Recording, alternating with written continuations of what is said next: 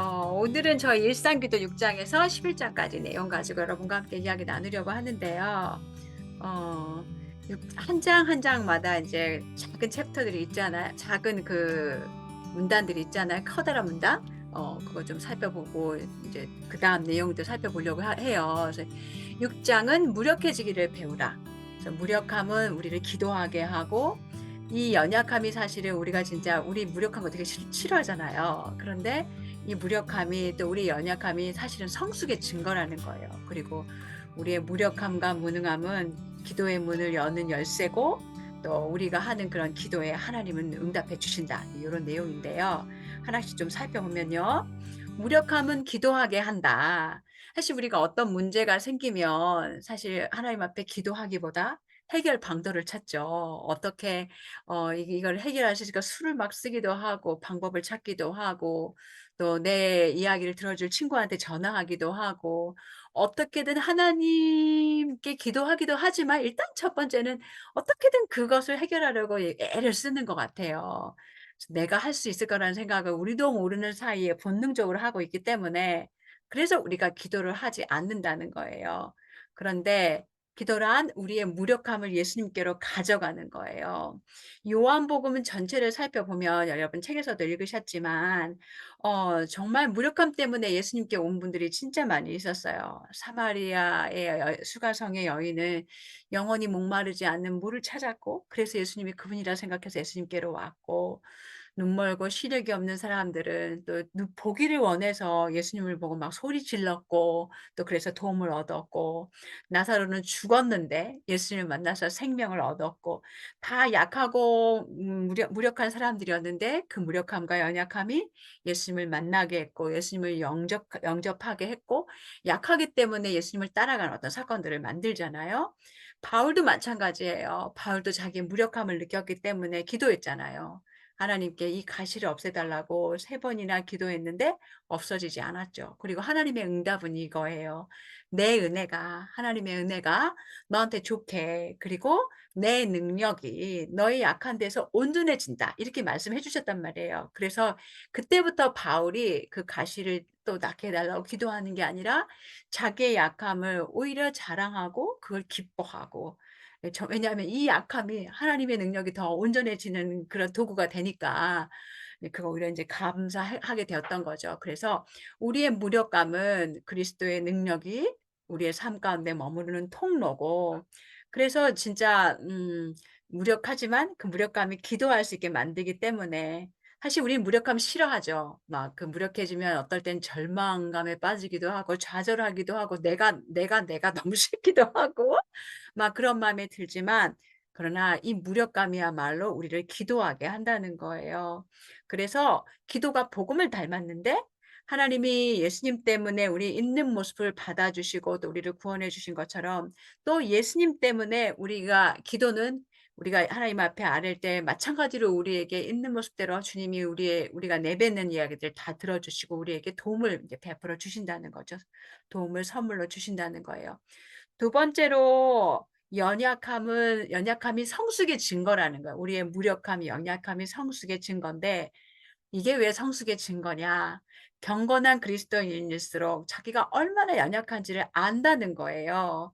그래서 우리의 연약함이 은혜가 흘러가는 하나님의 은혜가 흘러가는 통로가 된다는 거죠. 우리에게 사실은 인제 여러분들도 그렇고 저도 그렇고 우리 안에 정말 얼마나 죄가 득실득실해요. 저도 자주 시기하고 질투하고 남들이랑 비교하고 걸핏하면 정말 세상에 내 마음이 어느샌가 끌려가 있고 나도 나를 믿을 수 없이 정말 어 뭐 세상과 또 제 육신의 연약함도 있고 또 그런 것을 통한 또 마귀의 유익도 있고 하루하루 역부족이잖아요, 내가 내 힘으로 살아가는 게. 그래서 정말 수도 없이 예수님을 부르짖게 되는 것 같아요. 저는 요즘 이 상황에 아버지를 섬기면서 정말 저의 죄성을 무진장 많이 보고 저의 인내 없음을 보고 하나님께 살려달라고 수없이 수없이 외치고 있는 중이에요. 그래서 성숙한 그리스도인일수록 사실 성숙함의 표현을 나 인제 뭐 잘 지낼 수 있어. 자유와 기쁨을 누리고 있어." 이렇게 말하지만 사실은 우리가 작은 일에 맞닥뜨리면 또 이게 훅 떨어지잖아요. 마음도 힘들고 어려워지고, 그래서 어쩌면 우리가 하나님을 알아가면 알아갈수록 그분의 빛 가운데 더 나아가니까 예전에는 보이지 않았던 나의 연약함들이 더 많이 보이고, 그래서 그렇게 내 연약함이 작은 연약함들이지만 그게 더 크게 보이고, 근데 그럴 때 아울러서 내가 하나님의 은혜를 얼마나 더 누리고 있는지, 동시에 예수님의 그 사랑과 은혜가 더 크게 보이는 게 그게 성숙한 그리스도인인 거죠. 그죠? 그래서 복음은 정말 우리가 우리의 연약함을 통해서 나의 연약함을 하나님에 이르는 문이 될 수 있도록 사용해서 우리가 더 많이 기도하게 만든다는 거예요. 그래서 사실 우리가 인제 특별히 우리 아이들 양육할 때도 그런 생각 되게 많이 들잖아요. 애들이 크면 클수록 사실 쪼끔 더 양육하기가 어렵죠. 어렸을 땐 그래도 손에 딱 들어오고 말하면 아이들이 듣고 우리가 어떻게 할 수 있잖아요. 근데 덩치가 커지고 머리가 커지면 정말 무능해져요. 자녀 양육이 그렇게 무능해질 수가 없어요. 그러면 진짜 기도를 하지 않을 수 없는 그런 상황이 되는 거죠. 그래서 무능함이 기도를 여는 열쇠가 된다는 거예요. 렌즈버기 존이라는 분이 인제 이야기하신 이야기들 중에 "무능함을 느낄 때 절망감과 자기 연민은 교만으로부터 오는 것이다." 어 그래서 하나님은 우리가 하나님의 우리의 힘과 능력과 계획을 의존하는 것을 원하지 않는다. 어 이런 거 생각해 보신 적 있어요? 우리가 무능감을 느낄 때 절망감과 자기 연민이 교만이구나. 이런 생각? 정말 '하나님 나는 아무것도 아니에요. 진짜 한 걸음도 걸을 수 없어요. 나는 절대적으로 주님이 도움이 필요해요.' 이게 오히려 정말 겸손한 태도인 거죠. 그래서 우리가 내 힘으로 살아갈 수 있다고 생각을 하면 기도하지 않겠죠. 그런데 사실 인제 우리가 우리 삶에 우리가 원하고 바라는 대로 희망하는 대로 우리 삶이 굴러가지 않으면 정신이 하나도 없잖아요. 마음이 되게 어렵잖아요. 저는 사실 인제 10 주년 여아디 세미나를 앞두고 있는데 저는 매주마다 이제 강의 하나씩을 만들어야 되는 어떤 상황인데 아버지가 이런 일이 벌어지셨으니까 지금 뭐 거의 매일매일 병원에 왔다 갔다 하고 아버지 뭐 입원 퇴원 수속을 지금 한 3 번을 했단 말이에요. 내일도 병원을 또 다른 데 모시고 가야 돼요. 그러니까 이런 상황이 되니까 진짜 마음이 굉장히 복잡해지고 되게 어려움이 있어서 '여아디 세미나 올해 할 수 있을까?' 지금 거기까지 생각하고 있어요. '어쩜 못할 수도 있겠다.' 이런 생각까지 지금 하고 있어요. 그래서 '이번 주 안에 쪼끔 결론이 날 것 같은데 계속 이런 식이면 쉽지 않겠다.' 그러니까 정말 진짜 아우 쉽지 않죠. 그죠? 정말 하나님 앞에 제가 제 생각과 제 마음으로 뭔가 수를 쓰는 것보다 더 의존하고 내려놓는 것밖에 제가 할 수 있는 일이 없다 이런 생각이 그냥 진짜 들더라고요. 그래서 제 힘으로 할 수 없으니까 정말 기도하게 되고 하나님의 도우심을 구하게 되는 것 같아요. 근데 진짜로 우리가 그 책에 보시면 아마 목사님이 아이들을 키울 때 그 무능함을 절감하셨던 이야기를 들으셨을 거예요. 그래서 진짜로 애들이 크면 클수록 우리가 할 수 있는 일이 별로 없고 기도를 더 많이 해야 되는 것 같아요. 그래서 "자녀 양육이 진짜 우리가 무릎으로 하는 거다."라는 이야기 많이 하는데 하나님 앞에 기도하고 우리 아이들에게 목사님도 입을 닫고 하나님한테 더 많이 입을 열고 자기가 그렇게 하지 않았으면 "우리 애들이 다 서로 물고 뜯었을 거다." 막 이런 표현도 쓰셨는데 엄마 아빠도 컨트롤할 수 없고 아이들도 컨트롤할 수 없고 관계가 되게 어려워지는데 하나님 앞에 입을 열고 하나님 앞에 도움을 요청했을 때 아이가 스스로 고백하고 삶에 어떤 변화가 일어나잖아요. 그래서 진짜 그런 것 같아요. 그래서 우리가 우리 힘으로 뭔가 할 수 있다고 생각을 하면 어 진짜 기도를 중요하게 여기지 않는데 그럼에도 불구하고 우리가 인간이 정말 여러분도 그렇잖아요. 정말 중요하게 여긴 일은 어떻게든 하게 되어 있거든요. 근데 그런 것처럼 하나님이 그래서 우리에게 고난이라는 선물을 주시는 것 같아요. 고난을 주지 않으면 우리가 정말 되게 교만해지고 나태해지고 지멋대로 살고 인생이 다 내 뜻대로 되는 줄 알고 하나님을 의지하지 않으니까 우리한테 더 큰 손해거든요. 그래서 우리에게 큰 유익, 하나님과 함께 살고 함께 누리는 그 유익을 하나님이 누리게 하시려고 고난을 주신 거니까 고난은 정말 너무나 놀라운 선물이죠. 우리가 아무도 고난을 좋아하지 않지만 나 정말 고난은 너무너무 좋은 선물이라는 거예요. 그리고 하나님은 기도에 응답하신다 얘기를 하시면서 인제 본인의 어떤 경험을 이야기하셨어요. 자폐를 가지고 매일매일 정말 잠을 자지 못하도록 왔다 갔다 하는 그 킴, 그 딸에 대한 어떤 문제를 가지고 있었는데 기다리다 매번 수도 없이 소리를 질렀는데 아내는 목사님한테 목사님은 아이한테 막 이렇게 또 돌아가면서 서로 같이 아이한테 인제 소리를 질렀는데, 그런데 인제 그 딸에게 10 년이 지나서 아내 말에 의하면 20 년이 돼서, 그러니까 다 컸을 때죠. 이제는 도저히 아무 방법도 되지 않으니까 딸이랑 기도하기 시작한 거예요. 그러니까 하나님이 너무 놀라운 일을 하신 거죠. '아 이 딸도 하나님의 딸이고 하나님과 교제할 수 있는 딸이구나.'라는 걸 새로운 이 고난을 통해서 알게 해 주시고, 이제 그런 비전을 품게 해 주시고, '이 아이가 하나님께 기도할 수 있겠구나. 하나님과 교제할 수 있겠구나.'라는 비전을 품게 해 주시고, 그리고 사실 인제 이 책 이후에 또 기도에 대한 책이 하나 더 나오는데, "우리 교회는 기도합니다."라는 책이에요. 근데 그 책에 보면 진짜 팀이 기도의 사람이 되어 있어요. 항상 어디를 가든지 자기 말하는 컴퓨터를 켜고 이렇게 기도해 주는 그런 팀의 모습을 발견할 수 있거든요. 정말 기도의 딸이 되어 있어요. 그래서 정말 하나님이 얼마나 각 사람의 삶에 이런 이 상황을 사용하셔서 팀을 기도하는 딸로 인제 세워 주신 거죠. 그래서 그리고 나서 인제 응답이 그거죠. 이사를 했더니 얘가 너무 소리에 민감해서 깼던 거였다. 하나님이 정말 그 이사 4 개월 뒤에 이사한 일을 통해서 하나님이 응답을 해 주신다. 그래서 이제 저도 기도에서 많은 응답들이 있었고 아마 여러분도 있으실 거예요.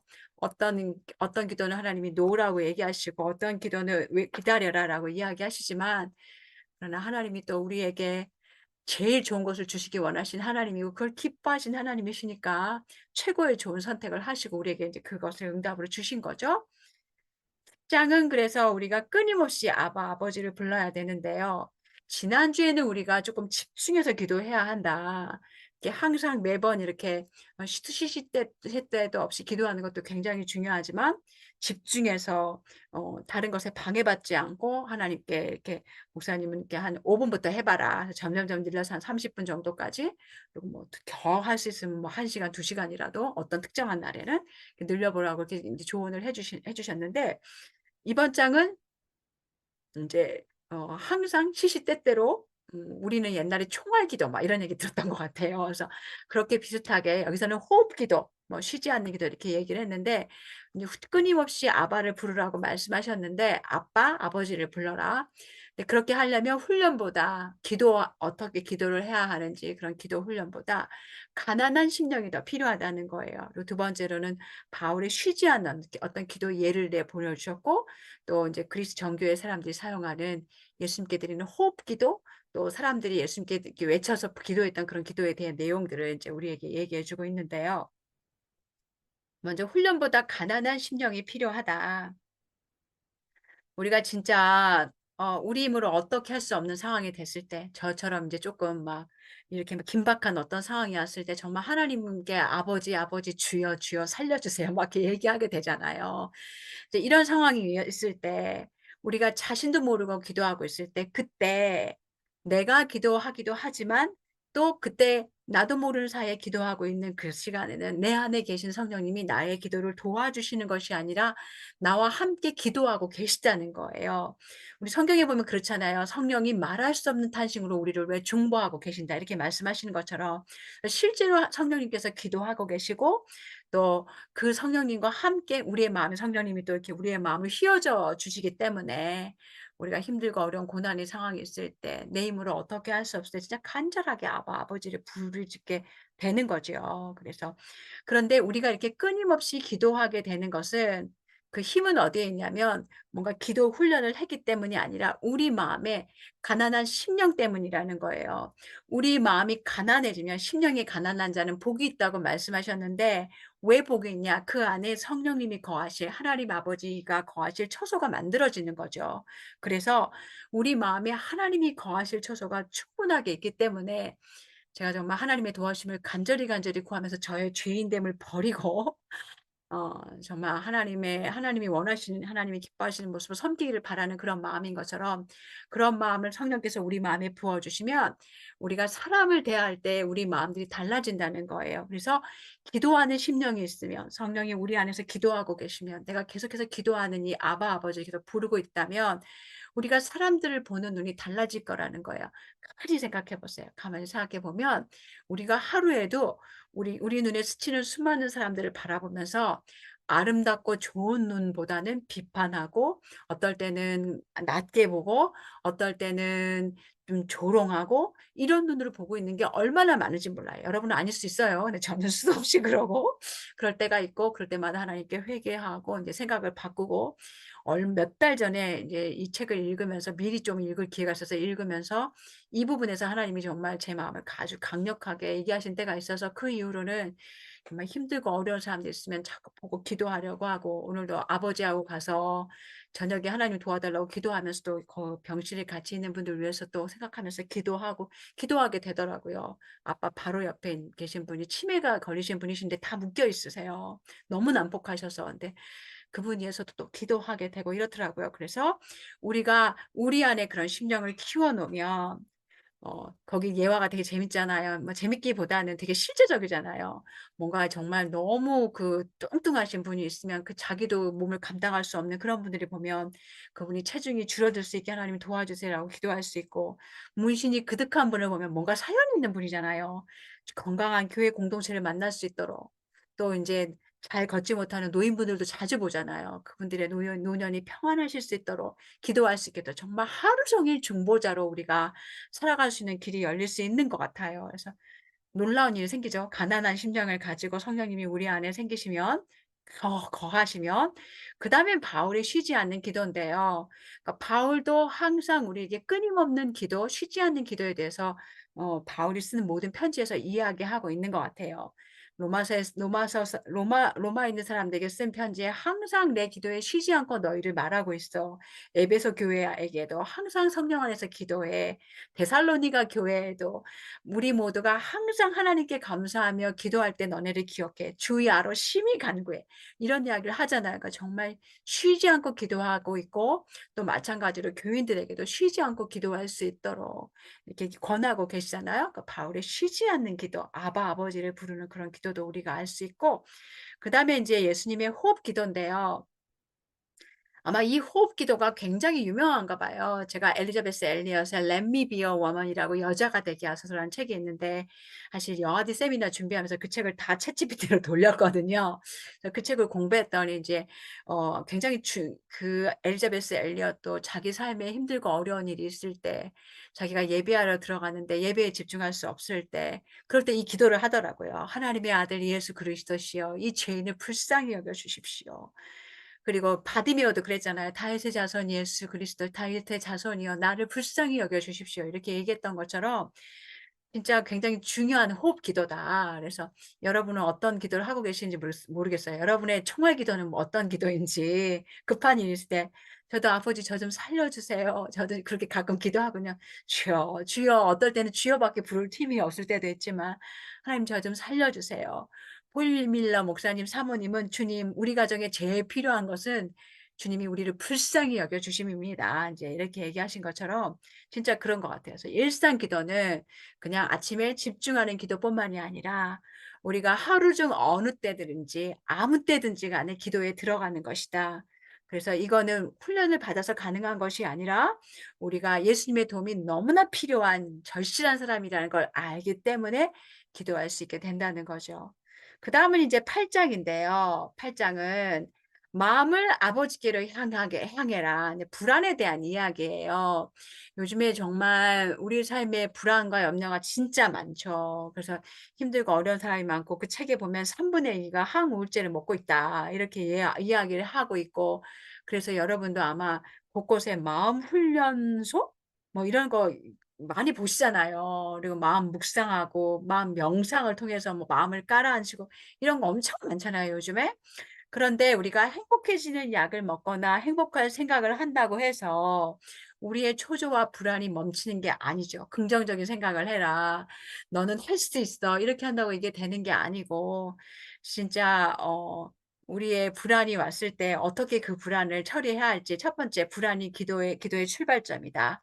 기도하면 기도 자체가 이 불안의 응답이 된다는 거예요. 또 "불안은 기도로의 초대장이다." 인제 이렇게 이야기를 하고 있는데요. 하나씩 살펴보면 불안은 기도의 출발점이다. 그래서 우리가 불안할 때 진짜 불안을 디딤돌로 삼아서 하나님 앞에 향하고 나아가야 되고, 불안을 억누르거나 아니면 즐거운 일로 거기다 덮어버리는 게 아니라 하나님께로 나아가서 끊임없이 기도를 해야 한다는 거예요. 사실 아담과 하와가 최초에 하나님이 만드셨을 때 기도하는 삶을 살아간 거잖아요. 하나님과 교제했으니까. 항상 하나님과 교제하는 그런 자리에 있으니까. 그런데 타락하면서 하나님께로부터 독립하면서 이 교제의 끈이 끊어졌죠. 다른 말로 하면 기도의 끈이 끊어졌죠. 곧바로 두려워하고 불안하고 수치심에 떨잖아요. 그래서 하나님께 도망가고 숨고 인제는 어떻게 되냐. 자기가 하나님이 되려 하고 하나님이 되려고 선악과를 먹었으니까 하나님 행사를 하고 그 두려움에 "하나님 저 좀 도와주세요." 하려는데 그렇게 하지 않고 자기가 어떻게든 그것을 감춰 보려고 하고 해결하려고 하고 통제권을 쥐려 한다는 거죠. 그래서 예수님이 우리가 그렇게 하게 하지 않으려고 않게 하기 위해서 하나님의 행사를 하지 않게 하시기 위해서 사실은 예수님이 이 땅에 오셨고 우리를 위해 십자가를 지신 거죠. 그래서 예수님이 우리를 불안에서 해방하시기 위해서 하나님과 단절되는 불안을 스스로 겪으신 거잖아요. 그래서 우리는 모든 것을 통제하는 작은 신들이 될 필요가 없다는 거 할 수도 없어요. 그래서 통제할 수 없을 때 하나님께로 달려가고 혼돈 속에서도 계속 주님께로 기도하고 이 말 되게 좋은 것 같아요. 혼돈이 있고 불안이 있지만 그 안에서도 지속적으로 하나님 앞에 기도해라. 내 힘으로 통제할 수 없기 할 수이 없기 때문에 은혜를 달라고 간구해라. 그러니까 너무너무 진짜 맞는 말씀인 것 같아요. 저도 시편 131편 1 절에서 2절 말씀 되게 좋아하거든요. 그러니까 제가 할 수 없는 일들이 있을 때 제 어떤 삶에 오버웰밍인 그런 일들이 닥쳐올 때 정말 하나님 내 마음이 오만하지 않게 해 주세요. 제가 큰 일과 감당하지 못할 일을 하려고 애쓰지 않게 해 주세요. 제가 정말 주님의 품 안에 안긴 그냥 어린아이 같을 수 있게 도와주세요. 심지어 젖을 뗐어도 울면서 젖이 그리운데 울면서라도 하나님의 품 안에 안겨서 그 품으로 만족할 수 있게 해 주세요. 진짜 그런 기도를 간절하게 하게 돼요. 그래서 우리가 하나님 행세를 하면 우리가 감당할 수 없는 그런 일이 올 때 좀 불안해지죠. 그런데 그럴 때 어린아이가 되면 하나님 품에 안긴 어린아이가 되면 그 불안을 다스릴 수 있다는 거예요. 그 표현을 "제정신이 돌아온다." 이런 표현으로 인제 얘기를 하고 계세요 책에서. 두 번째로는 "기도 자체가 응답이다." 왜 기도 자체가 응답일까? 왜 기도 자체가 응답이냐면 우리가 예수님을 의존하잖아요. 그리고 혼돈 속에서 기도하고 있잖아요. 그러면 기도가 하는 일이 있어요. 기도가 하는 일이 뭐냐? 우리가 기도하면 염려하지 말고 모든 일에 기도와 간구로 우리 구할 것을 감사함으로 하나님께 아뢰면 그 기도한 자체가 왜 응답이냐면 그러면 모든 지각에 뛰어난 하나님의 평강이 그리스도 예수 안에서 우리의 마음과 생각을 지키실 것이기 때문에 이미 응답이라는 거예요. 그래서 우리가 기도하면 이런 하나님의 평강과 은혜를 진짜 경험할 수 있게 된다는 거 아마 많이 여러분도 경험하셨을 거라는 생각이 들어요. 세 번째로 불안은 기도로서의 어떤 초대장이다. 우리가 불안하는 모든 순간, 염려와 걱정이 막 몰려오는 그런 모든 순간은 "기도해."라는 초대장이라는 거죠. 그래서 내가 이 불안한 마음을 염려하는 모든 것들을 통제하려고 하지 말고 그 시기 그 시간을 오히려 불안과 문제를 계기를 삼아서 하나님 앞에 기도하는 것에 나아가면 그러면 무슨 일이 생기냐면 하나님이 이 이야기를 어떻게 만들어 주실까? 여기에 어떤 문의를 넣어 주실까? 이런 하나님을 우리가 기대하게 된다는 거죠. 하나님을 기대하게 된다는 거죠. 그렇게 하면 시간이 지나면 인내하고 조금 기다리고 계속 하나님께 기도하면 우리가 하나님이 일하는 것을 볼 수 있게 되고 그리고 나서 더 귀하고 감사한 것은 하나님의 선하심을 알게 되니까 하나님을 신뢰하는 법을 배울 수 있게 된다는 거예요. 여기까지가 1 부였고요. 그다음에 2 부는 "다시 신뢰하기를 배워라." 인제 이런 건데요. 9 장에서의 냉소에 대한 이야기가 나와요. 냉소는 왜 생긴 걸까? 잘못된 믿음에서부터 생기는 거고요. 우리는 지금 이 냉소의 시대에서 살고 있어요. 그래서 이 시간에는 냉소에 대해서 좀 알아보고 그다음에 인제 그다음 시간에는 이 냉소를 어떻게 우리가 잘 극복할 수 있을지 먼저 요런 얘기 쪼끔 나눠 보려고 하는데요. 먼저 잘못된 믿음에서부터 냉소가 비롯된다고 이야기했어요. 어쩌면 고지식한 낙천주의는 그냥 낙천주의예요. 예를 들어 되게 긍정적인 어떤 사고예요. 그런 긍정적인 사고 어쩌면은 '나한테는 이게 별 문제가 안 되는데. 나는 뭐 이 정도는 잘 이겨낼 수 있는데.' 뭐 이런 잘못된 믿음을 갖고 있다 보면 냉소가 생길 수 있다는 거예요. 그래서 우리 시대에는 정말 어 어린아이와 같은 것과의 어떤 반대되는 그런 마음이 어떤 이제 냉소인데 사실은 제가 이 얘기를 빼먹고 냉소의 그 고지식한 걸로 이렇게 가 버렸네요. 어 사실 냉소 그 자체는 우리가 어린아이와 같은 마음과 반대적인 어떤 개념이 냉소의 마음인데 냉소는 뭐냐? 하나님이 우리를 위해서 일하고 계시는데 이런 하나님의 선하심에 대해서 의심을 품게 하고 하나님의 선하심에 대해서 의심을 품으니까 하나님 앞에 이렇게 나아가는 게 주저하게 되겠죠. 그런데 이 냉소라는 것 안에는 악한 영이 존재하고 있다는 거예요. 그 냉소라는 시대 정신 뒤에 악한 영이 존재하고 있는데 사실은 사탄이 처음에 아담과 하와에게도 냉소하게 죠.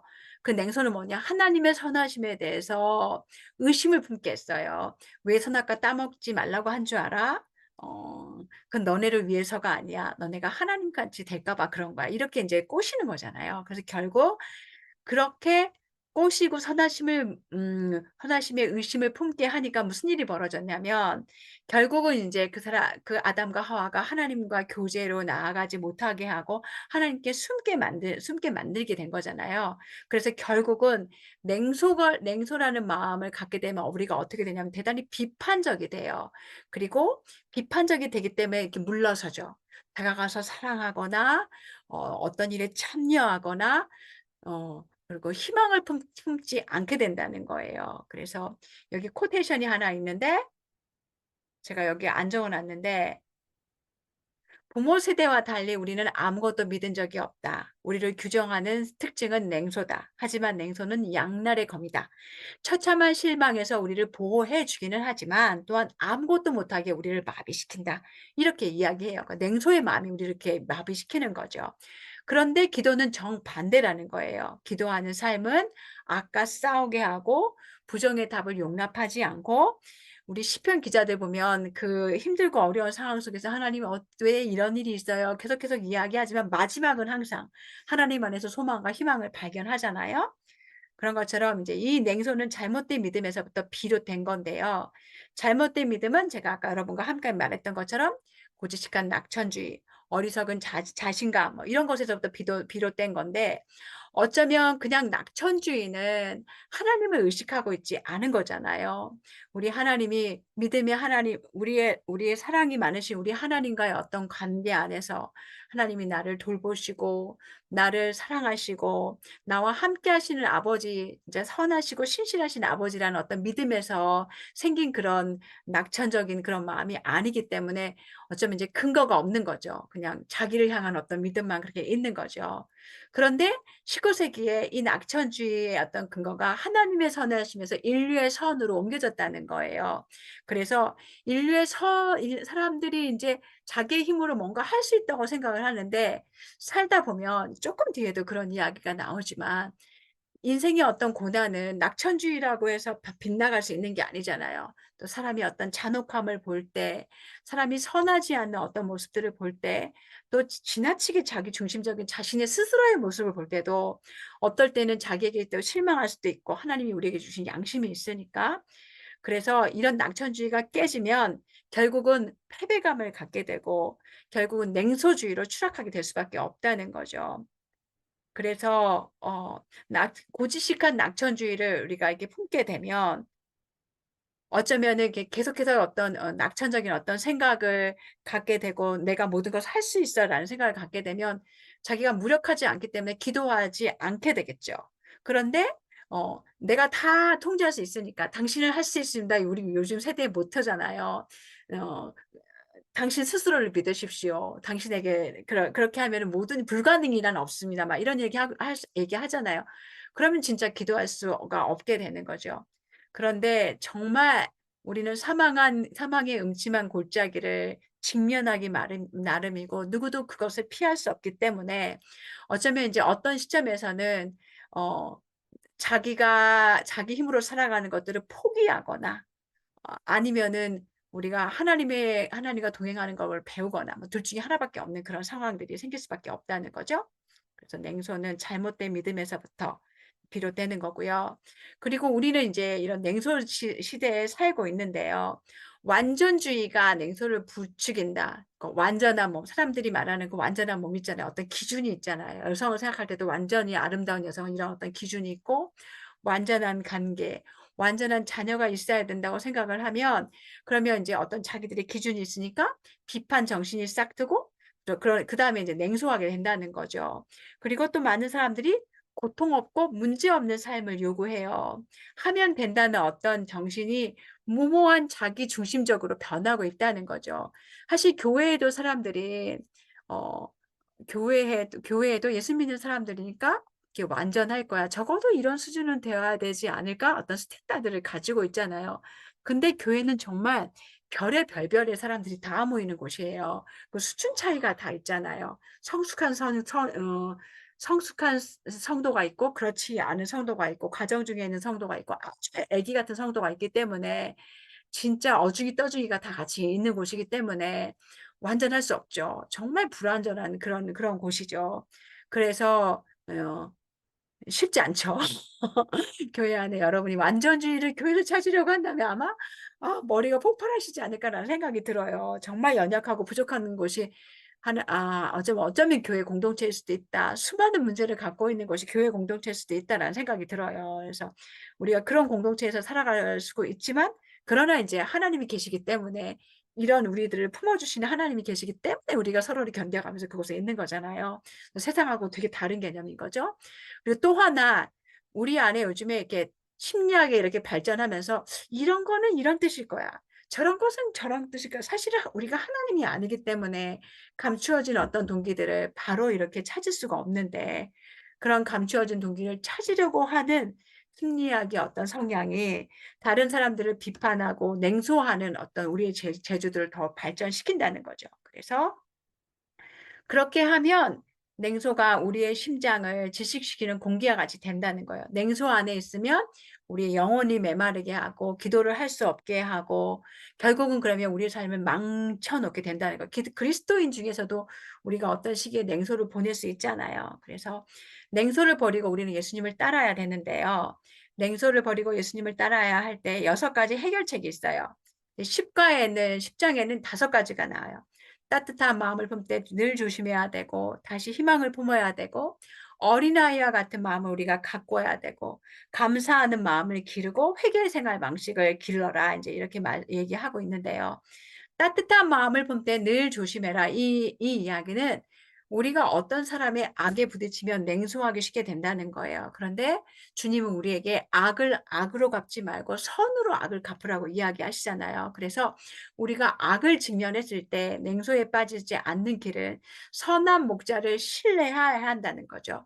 물론 우리가 악을 분별해야 하지만 악을 악으로 갚지 않도록 경계해야 하는 거죠. 그래서 예수님도 십자가에 달리셨을 때 자기를 비웃는 사람들을 향해서 악을 악으로 갚지 않고 그냥 하나님을 신뢰하셨고 하나님이 자기를 등을 돌리심에도 불구하고 하나님을 신뢰하셔서 이제 결국은 끝끝내는 악을 이기시고 사망으로 이기시고 부활하시고 하나님이 구원해 주시는 그 모든 상황 속에서 부활의 영광을 누리게 하시는 그런 일을 누리시잖아요. 결국은 그래서 희망을 품게 되시는 거잖아요. 그래서 우리가 인제 악을 악으로 갚지 않도록 조심하고 늘 하나님을 신뢰하는 마음으로 냉소에 빠지지 않도록 따뜻한 마음을 품어야 하고요. 그다음에는 다시 희망을 품어야 한다는 거예요. 냉소는 희망을 죽인대요. 예수님은 사람들을 특별히 예수님을 만나러 왔던 수많은 사람들에게 예수님이 가시는 곳곳마다 희망이 넘쳤는데 왜 희망이 넘쳤냐면 예수님이 사람의 그냥 아픈 것만 치료해 주신 것이 아니라 그 아픈 곳 내면 안에 있는 상처들이 있잖아요. 그 상처들을 주님이 다 깨끗하게 먼저 치유해 주셨다는 거예요. 한 시각 장애인을 고쳐 주셨을 때 그 장애인이 이건 내 죄 때문인가? 내가 무슨 죄를 지었지?' 그 마음에 얼마나 많은 상처와 사람들의 그런 정죄의 생각들이 있었겠어요. 근데 이건 너의 죄 때문이 아니라 하나님이 하시려고 하신 일을 드러내려고 하셨기 때문이야. 이렇게 사람들을 먼저 이렇게 영혼부터 고쳐 주시고 나셔서 그다음에 또 몸을 고쳐 주시잖아요. 그래서 우리의 희망은 하나님의 마음에서부터 시작된다고 이야기했는데, 그 폴트리 목사님이 두 가지 말씀 구절을 가지고 이렇게 짬뽕해서 만드신 그 말씀, 그 말을 보면, 우리 주 예수를 죽은 자 가운데서 다시 살리신 소망의 하나님이 모든 기쁨과 평강을 믿음 안에서 너희에게 충만하게 하사 성령의 능력으로 소망이 넘치게 하시기를 원하노라. 그래서 그리스도인은요, 우리는 정말 소망이 넘치는 사람들이에요. 그래서 냉소가 아니라 하나님이 선하시기에, 하나님이 악한 세상에 개입하시기 때문에 기독교는 정말 소망의 종교예요. 우리의 삶은 마지막에는 반드시 해피엔딩으로 끝나요. 그래서 그 해피엔딩이 내가 생각하는 해피엔딩은 아닐 수 있어요. 그러나 우리의 유익을 위한 하나님의 해피엔딩으로 끝나기 때문에 어 정말 우리가 기도할 때, 냉소가 아니라 기도할 때 그 하나님의 소망에 이렇게 닿을 수 있게 되는 거죠. 그다음에 또 "어린아이와 같은 마음을 품어라." 인제 이런 이야기를 하셨는데, 냉소의 해결책은 어린아이처럼 되는 거예요. 남들의 이야기를 이렇게 우리가 남들의 이야기에 이렇게 귀가 쏠리고 또 다른 사람 이야기를 비판하는 그런 것이 아니라, 정말 하나님이 엮어 가실 그런 이야기를 주목해야 되고, 또 그렇게 우리가 인제 이건 인제 하나님께 주목하는 건데요. 우리가 사망의 음침한 골짜기를 지난다 할지라도 어린아이는 부모에게 완전히 의존하잖아요. 엄마 아빠를 의존하기 때문에 엄마 아빠가 있으면 울다가도 넘어졌다가도 평생 찾잖아요. 그런 것처럼 우리가 냉소에 빠지지 않게 이 냉소를 해결할 수 있는 방법은 어린아이처럼 사망의 음침한 골짜기를 지나간다고 할지라도, 악을 우리가 경험하게 된다고 할지라도 목자에 집중하면 그게 어린아이와 같은 마음이라는 거죠. 그래서 어린아이 같은 마음을 가꾸시면 우리가 냉소에 또 잘 견뎌낼 수 있고요. 그다음엔 감사하는 마음이에요.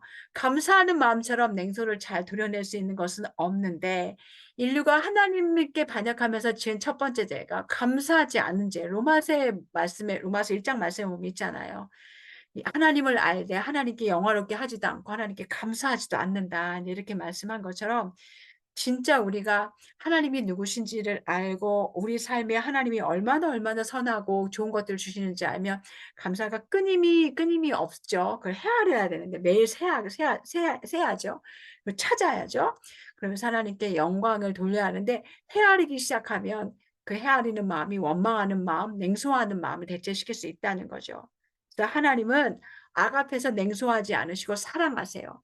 정말 아담과 하와가 범죄했을 때 말씀대로 하시면 죽이셔야죠. 근데 그렇게 하지 않으시고 용서해 주셨고 소망을 주셨고, 사탄의 머리를 너희를 이렇게 타락하게 했던 사단의 머리를 상하게 할 여자의 후손을 내가 보내줄 거다. 메시아를 보내줄 거다. 너희를 회복시켜 줄 거다. 이 죽음에서부터 너희를 놓여줄 거다. 이런 약속을 해 주셨잖아요. 그래서 하나님은 악 앞에서 냉소하지 않으시고 우리를 사랑하세요. 그러니까 우리가 그것을 알고 감사해야 한다는 거죠. 다섯 번째는 회개의 생활 방식을 기르라고 말씀하셨는데요. 냉소주의자들은 때때로 나는 진실한 사람이야."라고 생각한대요. 그리고 "모든 것을 난 다 꿰뚫어 봐. 다 알고 있어." 이렇게 생각한다는 거죠. 그런데 인제 그런 우월감을 가진다는 거예요. 그런데 C.S. 루이스는 그런 사람은 결국은 아무것도 보지 못한다고 얘기했어요. 우리가 순수한 눈, 어린아이와 같은 눈이 돼야 한다는 거예요. 그래서 냉소주의자들은 자기만 옳다 하기 때문에 진짜로는 다른 사람들을 가짜로 보고 잘 볼 수 없고, 심지어 그것이 자기를 옳다 하는 어떤 기준을 가지고 다른 사람을 비판하게 된다는 거죠. 그 예로 다윗의 형 엘리압의 이야기가 나와요. 다윗이 전쟁터로 아버지 심부름을 하러 갔을 때 어마어마한 사건이 벌어지고 있잖아요. 막 할례 받지 않는 사람들이 "나와서 싸워 보자." 니네 인제 하나님의 어떤 군대들을 모욕하고 있을 때 아무도 나가지 못하고 있는 부분에 분노를 내고 있을 때, 엘리압이 다윗을 향해서 "너 여기 놀러 왔지." 막 이런 식으로 인제 비아냥거리고 인제 그러면서 이야기를 하잖아요. 그런데 다윗이 그 형의 냉소를 무시하고 하나님께 집중하죠. 자기를 돌아보고 또 자기를 돌아본다는 이야기를 여기서는 회개라고 이야기하세요. 돌아보고 자기 삶 속에서 뭔가 회개할 것인지 살펴보면서 그 안에서 자기 마음의 동기를 살피고 자기 마음이 하나님을 의지하는 어떤 마음이랑 살펴서 다시 마음이 달라지잖아요. 제가 이거를 안 돌려주고 지금 이야기하고 있네요. 거꾸로 돌렸나 봐요. 앞으로 돌렸나 봐요. 그죠? 그래서 어 다윗이 그래서 그런 모든 상황들 속에서 하나님을 의뢰하는 그런 마음을 가지고 전쟁이 하나님께 속했다 이렇게 얘기해서 사울이 주는 뭐 이런 거 다 내팽개치고 자기가 평상시에 했던 대로 그 물맷돌에다가 돌 몇 개 가지고 가서 싸워서 다윗 골리앗을 무너뜨리잖아요. 그래서 깨끗한 사람은 이런 냉소적인 문화에 물들지 않고 문화에 휩쓸지 않고 바울처럼 감옥에서도 찬양할 수 있고 다윗처럼 작은 돌 하나로도 믿음의 싸움을 감당할 수 있다는 거예요. 그래서 요 5가지가 있고 그다음에 이제 11장에 있는 일상 속에서도 예수님을 만나라. 여기 이야기는요. 우리가 어쩌면 이제 교회 안에서 어쩌면 냉소하는 이야기가 누구에겐가 실망해서 이제 이럴 수 있어요. 저 정도의 분이라면 그러지 말아야 되는데 그분들도 안 그러기 원하는데 실수할 수 있잖아요. 어떨 때는 언행의 불일치가 일어날 수도 있고 인격이 분열되게 보일 수도 있고 특별히 이제 교회 지도자가 그럴 때는 굉장히 많은 분들이 마음이 많이 무너지고 하나님께도 냉소하게 되고 심지어는 교회를 떠나는 그런 상황도 생기는데 다 죄인들이에요. 그래서 우리가 해야 될 일은 다윗도 흠이 되게 많았고 인생을 살아보면 또 실수했던 어떤 시간들이고 그게 맞다는 이야기는 아니고 또 회복해야 되고 죄를 고백해야 되고 회복하는 기간들을 가져야 하겠지만 그런데 우리가 해야 될 일은 다른 사람의 연약한 부족함을 보기보다 하나님으로 인해서 그 사람의 삶 속에 변화된 증거들을 찾아야 한다는 거예요. 그래서 그리스도의 몸된 교회에서 은혜의 증거들을 찾고 은혜의 눈으로 볼 수 있어야 된다는 거죠. 그래서 사도 바울이 고린도 교회의 그 수많은 정말 세상에서도 보기 어려운 그 추함이 많이 있음에도 불구하고 예수 그리스도의 눈으로 그 고린도 교회를 보고 먼저는 그 고린도 교회에게 편지를 보내면서 내가 항상 너희로 인하여 하나님께 감사한다고 이야기하잖아요. 그 사람들 안에 근친상간이 있었고 서로 법정에 고소했고 성만찬에서 술 먹고 취했고 이럼에도 불구하고 바울이 하나님께 시선을 두고 있었기 때문에 악에게 지지 않고 선으로 악을 이기면서 어떻게 했냐면 예수 그리스도의 여기 너무 아름다운 말이었던 것 같아요. 예수 그리스도의 피로 물든 장밋빛 안경을 쓰고 교회를 바라본 거죠. 그래서 그 사람들에게 세워준 거죠. 그래서 심지어 야 이런 일들이 세상 사람들에게도 더러운 일이라고 여겨지는 일이야. 이런 일들이 그리스도인이 너희 안에 있는 게 얼마나 부끄러운지 몰라. 그래서 그리스도인들이 믿지 않는 사람들이랑 어쩔 때는 정말 비교할 수도 없을 정도로 부족한 모습이 보일 때도 있어요. 그럴 때 여러분 시험 당하시지 않기를 바라요. 그러나 감사한 것은 그러나 이런 사람들에게도 주님이 계속 변화를 일으켜 가고 계시고 또 하나님 교회 안에 살아계셔서 선한 일을 하고 계시다는 거예요. 그래서 간절히 바라기는 우리가 뭔가 망가진 것들, 추한 것들에 우리의 눈을 두지 말고 감사한 것들, 그리고 이렇게 하나님이 일하고 계시는 증거들, 예수님이 우리 일상 속에 어디 계신지, 어디서 일하고 계신지, 그 안에 낮은 곳, 연약한 곳, 정말 낮은 사람, 이런 곳에서 일하고 계신 예수님을 좀 찾으면서 하나님을 높여드릴 수 있다면 냉소하는 그런 삶에서 좀 더 하나님을 기쁘게 누리시는 삶을 살아갈 수 있지 않을까 이런 생각을 해보게 됩니다.